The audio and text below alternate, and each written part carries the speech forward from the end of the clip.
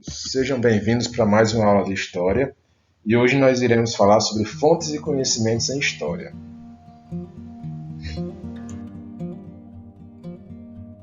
As fontes da História. Quem trabalha com a interpretação da história é o historiador. É ele quem vai ver, quem vai analisar documentos, ele vai observar o que está acontecendo ao redor dele para poder criar uma história. Não simplesmente no sentido de inventar, mas de tentar interpretar aquele material que chegou até ele, ou que ele foi atrás. Nós iremos ver que ele investiga as pistas e os vestígios deixados pelos seres humanos para interpretar a história. Pode ser objetos antigos, pode ser cartas, documentos, podem ser entrevistas. Então, ele só não pode inventar, mas ele vai pegar todo esse material e interpretar à luz do conhecimento histórico para criar uma narrativa histórica. Os vestígios ou pistas auxiliam na construção do conhecimento histórico. Então, não existe conhecimento histórico sem vestígios ou pistas históricas. O que existe é a análise e a interpretação desse material que a gente vai conhecer melhor. As fontes da história.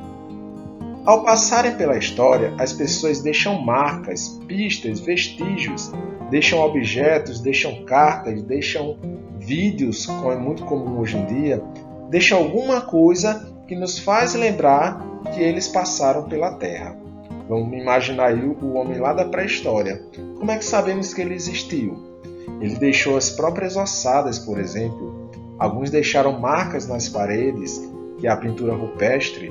Então, os seres humanos geralmente deixam alguma coisa que nós, na atualidade, podemos estudar.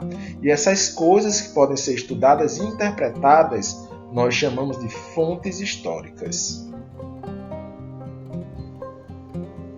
As fontes históricas podem ser escritas. É todo aquele material, aquele vestígio, aquela fonte no qual há alguma coisa escrita. Existem letras, existem códigos. Podem ser documentos, podem ser cartas, podem ser revistas, livros e muitos outros. Podem ser também fontes visuais, como por exemplo, uma fotografia e uma pintura. Aquilo que o ser humano vê, e a partir daquela observação, ele pode ter uma interpretação daquele período histórico em que foi produzida aquela fonte visual.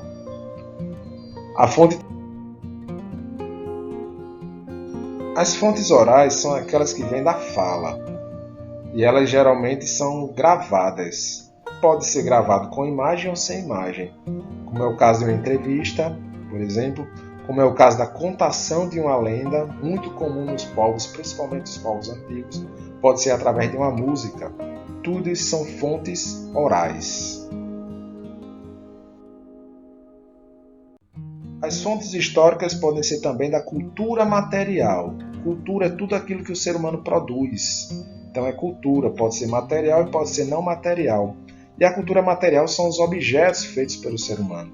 Cada objeto geralmente adaptado ao ser humano que o utiliza. Por exemplo, o caso do gaúcho que nós temos aqui.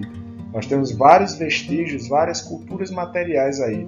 Podemos ver aquela calça larga, aquela bota utilizada para não se ferir nos espinhos, o laço para laçar o cavalo ou boi, a faca para se defender de alguns animais e o famoso chimarrão, que é a bebida típica do povo gaúcho.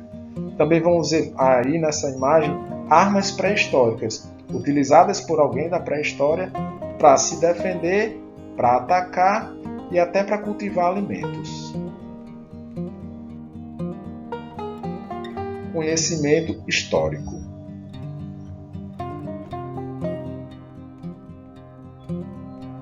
A história vem do grego, nós já vimos isso. E a palavra história quer dizer procura ou investigação. Então é sempre investigar o passado na busca de melhor conhecer o presente. O passo a passo do conhecimento histórico.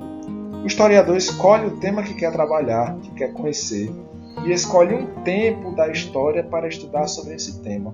Por exemplo, se um historiador quiser conhecer melhor A adolescência, nos anos de 1980, ele vai ter que andar por alguns passos. Ele vai escolher a fonte que quer examinar, pode ser uma revista, um livro, uma fotografia, um vídeo, um depoimento de alguém que tem adolescente em casa ou de um próprio adolescente.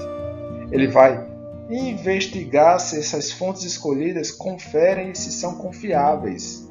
A gente tem que ter muito cuidado aí, com as fake news. Muita mensagem mal falada e até mentirosa que podem nos enganar. Depois que o historiador estabelece esses passos, ele vai criar, pelo método histórico, vai construir uma interpretação do tema, no caso aqui, a adolescência. E ele vai se comprometer em falar isso com verdade, de acordo com o que ele estudou. Sempre lembrando, não pode ser inventado. Quem faz a história? A história investiga as ações humanas no tempo. Nós já vimos que o ser humano ele deixa traços, ele deixa marcas.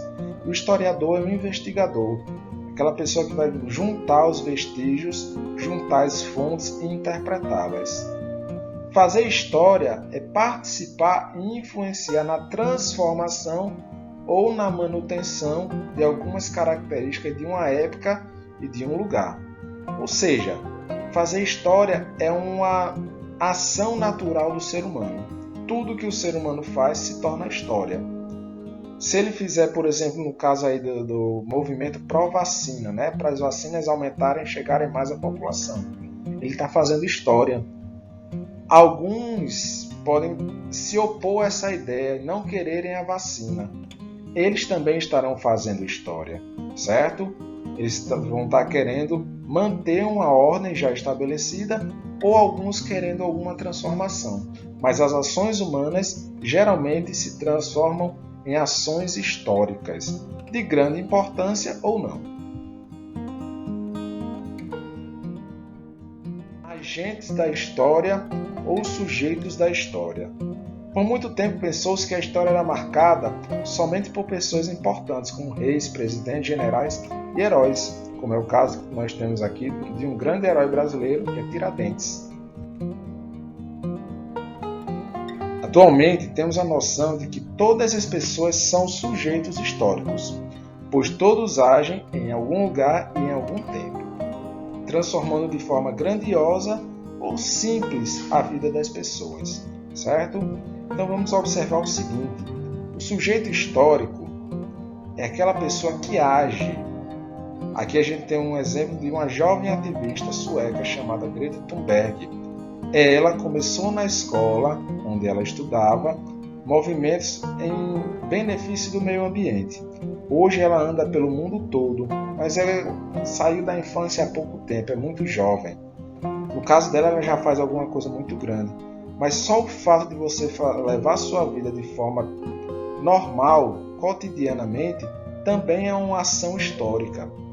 Você pode um dia chegar a fazer um trabalho que vai mudar a vida de várias pessoas, a cura de alguma doença ou a invenção de uma tecnologia que venha beneficiar mais gente. Ou alguma coisa não tão positiva assim, que pode também mexer na vida de outras pessoas. De qualquer forma, são ações históricas e todas as pessoas são sujeitos históricos. Qualquer ação humana pode ser transformada em história. Vale lembrar disso. Até logo, pessoal!